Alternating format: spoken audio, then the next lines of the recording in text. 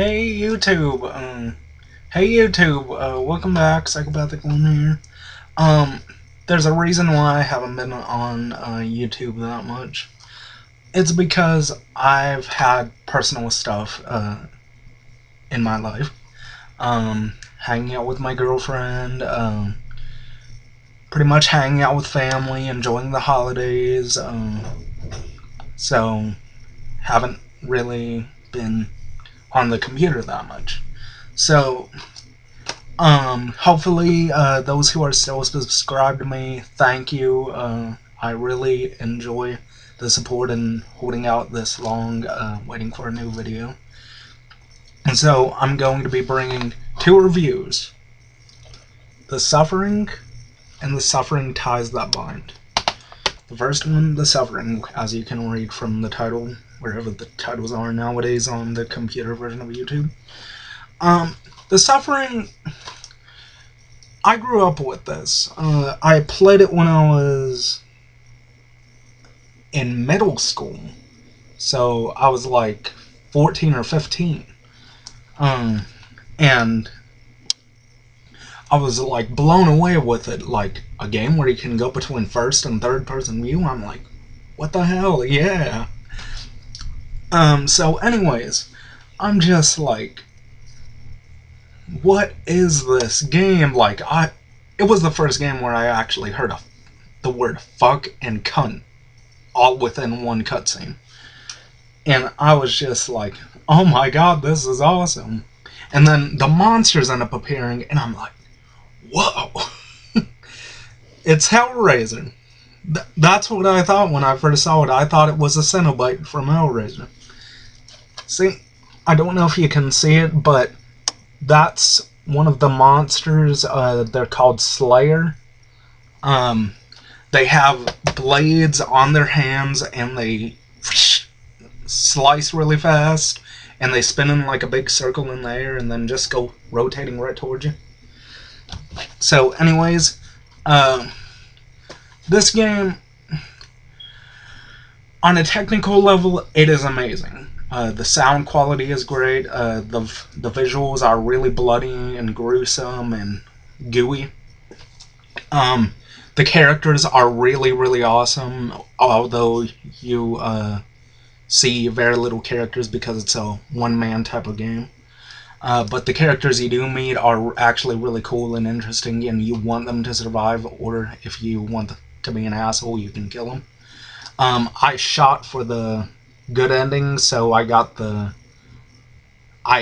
ended up getting the bad ending. I don't know how. I think it was because I was in monster mode most of the time. So I ended up getting the bad ending regardless.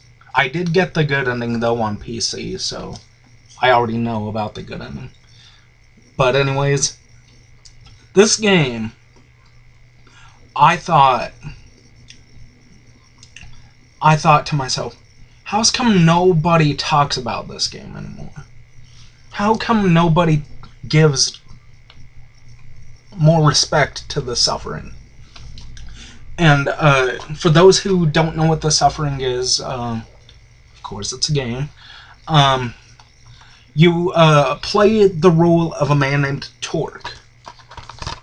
Don't know if you can see him on the back. Yep, he's right there. You play as a man named Torque. He's going to execute.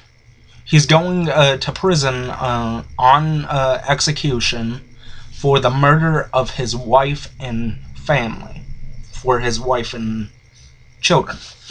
And what ends up happening is, it's your job to figure out, did he actually kill his family or did he not?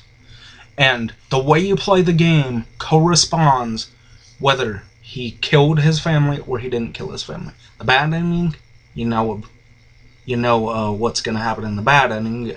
He killed his family. But the good ending and neutral ending, there's two different ways. He either killed his family accidentally or a gang member killed his family. And that's explained in Ties That Bind. It goes by the good ending of the first game. So, anyways, the monster designs by Stan Winston, like I said, phenomenal, amazing. they're almost like beautifully disgusting, if that's a term for a video game monster. They're beautifully disgusting. My favorite monster in the game would probably have to be Dr. Killjoy. He's not really a monster in the strictest sense to where you get to verse him, but Dr. Killjoy, the reason he's my favorite is because he pesters you throughout the entire game, and he's like trying to get under your skin. Like he's pretty much tempting you by saying, "Oh, Torque." He's pretty much trying to get in your mind and make you think, "Oh, did you really kill your family, or did you not kill your family? Only I know Torque, and only I can help you out." But he's fucking with Torque through the whole game, so I think that's pretty cool. And now, when it comes to enemy monsters, what's my favorite monster? I'd probably have to say the Infernums. Those little girl monsters are freaky as hell, and that's what I love about them. And surprisingly, they're pretty easy to take care of. In small groups. Like, if you have more than 3 on you, you're gonna get murdered. So, get two or 1 at a time if you're lucky. So, yeah. The story, in my eyes, is awesome. And it could work as a movie. And there were talks about a movie back in, let's see when this came out, 2004. There was talks about this movie back in 2010, I believe. And you know what? Torque is half black. So, even though this actor I'm about to say is half Samoan, half black, half Samoan and Hawaiian, I think he's Hawaiian. Sorry about that train. Dwayne Johnson. I think Dwayne Johnson could play a perfect Torque. Like, can't you just see it? Dwayne Johnson playing that role, going up against a bunch of demons and killing everything. And people are gonna say, "Oh, well, he was in Doom and that sucked." I'll be the first to say it. Well, one of the first. I liked Doom. I absolutely adored the movie Doom. I thought it was an awesome video game movie. It had blood, guts. Yeah, it can be dark, but if you have the right TV, it is absolutely amazing. You get to see all the gooey monsters and everything. Gooey monsters like in this. But I think he would have played a terrific Torque. And when it comes to it being ported into a movie, you run the risk of pissing off fans. And I beg of you, whoever makes the movie, The Suffering, don't piss off the fans. Do your research. Play the game. Play the game as if you were playing it for your life. Because you can make a lot of people happy by transferring this to game. Transferring this game to movie. And the movie would get, if it didn't get a theatrical release, it would get a really heavy selling point on, it would get a heavy selling point on, it would get a heavy selling on straight to DVD or Blu-ray, straight to DVD and Blu-ray. Unrated, it's got to be unrated. If it's not going to be rated R, it's got to be unrated. So, yeah, I want body parts flying. I want guards being ripped apart limb from limb. I want the stuff that's in the game transferred to an actual film. Because I have an uncle. He loves horror movies. But he doesn't like video games because he doesn't like to lose. Which I don't blame him. Yeah. And he just doesn't really dig into technologically advanced stuff like video games and whatnot. But he loves horror movies. And I'm sure that if this was transferred to a horror movie, he would totally buy it.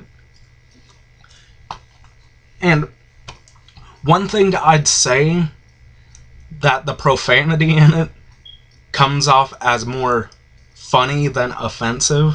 So, even if you're offended by cursing, this game will make you laugh. The cursing in this will make you laugh.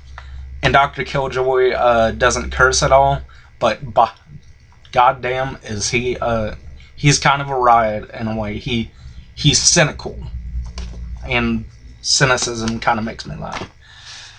But what do I give The Suffering? The gameplay, top notch. You've got weapons from a shiv, which is the first weapon you get. You get a shiv, and in the first person view, you're holding it like this, and you get a machine gun. Excuse me, Tommy gun. You've also got, I think you get an AK-47. You get a rocket launcher. Oh, I love the rocket launcher. You also get the shotgun. Survival horror player's wet dream right there. Getting that shotgun, just popping a few slugs right into the head of a demon, just never gets old. Oh, and the sound design. Oh, I love the sound design. The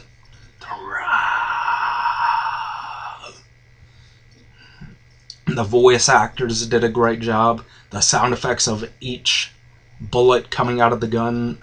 Each gun sounds precise to how it's supposed to sound in real life. A shotgun sounds like a shotgun. A Tommy gun sounds like a Tommy gun is supposed to sound. A shiv, when it's being shivved through the air or cutting into somebody, it sounds like how it's supposed to sound. So, what do I give The Suffering? Visuals, I give an 8 out of 10. Fun, I give it a 9 out of 10. Overall, I give it a 10 out of 10. This game is absolutely fucking amazing.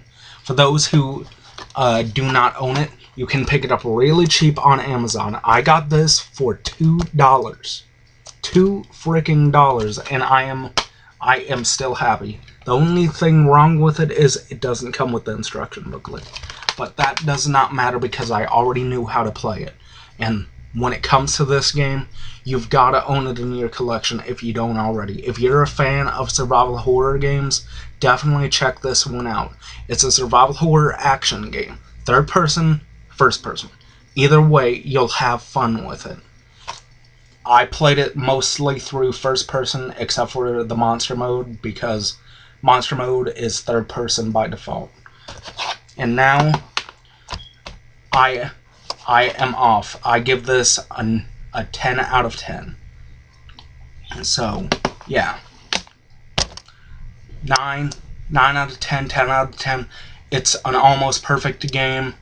The only downside is it could have been longer. So, if I said 9 out of 10, I meant 9 out of 10. If I said 10 out of 10, I meant 10 out of 10. But regardless, I'm sticking with 10 out of 10. I really enjoyed this game. And I look forward to... Too bad Midway is no longer around.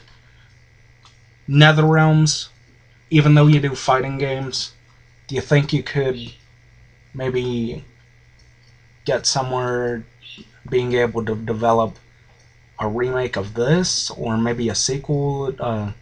Maybe The Suffering 3, Return of Torque or something like that? Because I want another Suffering game, and I'm sure a lot of other people want another Suffering game. Oh, and I'll point the problems out in the Suffering Ties That Bind when I get to them. So, anyways, this is Psychopath1c signing off. Hopefully you all enjoyed my review, and sorry for the long wait. I'm sorry for all of my followers and subscribers. So, peace out. Psychopath1c signing off. Catch you in a bit.